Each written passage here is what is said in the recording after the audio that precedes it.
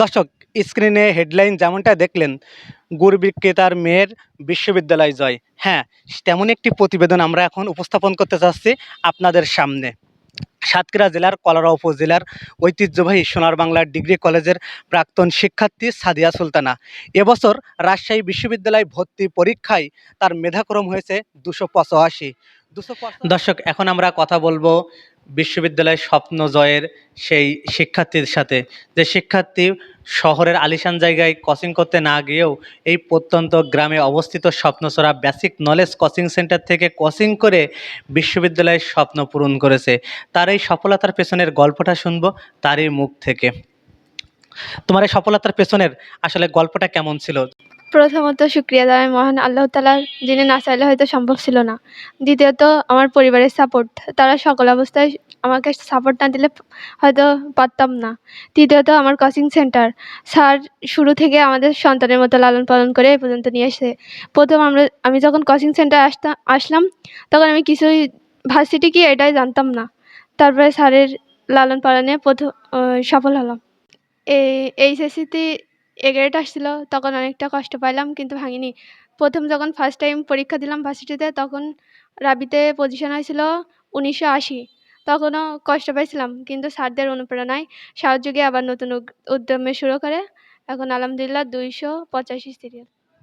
দর্শক, এখন আমরা কথা বল সাদিয়া সুলতানার তার সাথে। কেমন আছেন আপনি?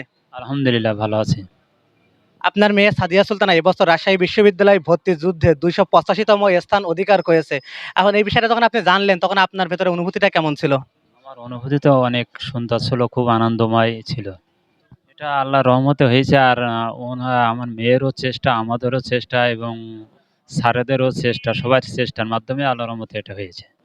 মেয়ের বিশ্ববিদ্যালয় ভর্তি কোচিং কোথায় করিয়েছিলেন? আমি স্বপ্নচূড়া বেসিক নলেজ এখান থেকে করেছি।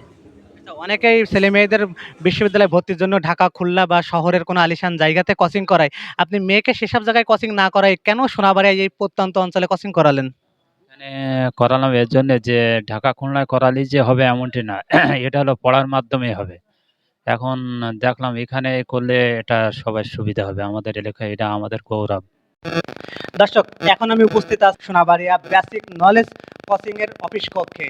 এই কোচিং সেন্টার থেকে এর আগেও 5জন শিক্ষার্থী কোচিং করে 5জনই বিশ্ববিদ্যালয়ে মেধা তালিকায় স্থান পেয়েছে। এমনই সংবাদের একটি শিরোনাম আপনারা দেখছিলেন বিগত দিনগুলোতে।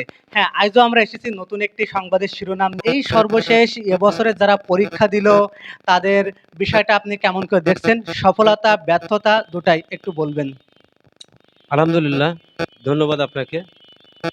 আসলে স্বপ্নচূড়া বেসিক নলেজ বিশ্ববিদ্যালয়ে ভর্তি কোচিং এর যাত্রা 3 বছরের মতো।